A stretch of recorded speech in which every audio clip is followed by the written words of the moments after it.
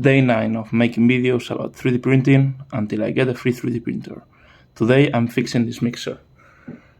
My mixer had broken. Here you can see the broken part.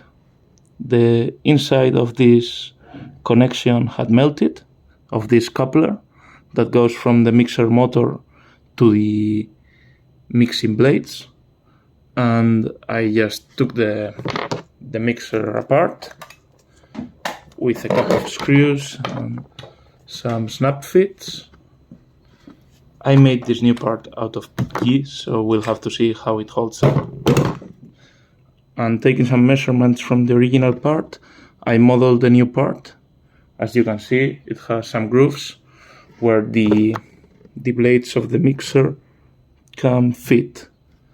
So this perfectly fits in here, and it can rotate the blades of the mixer.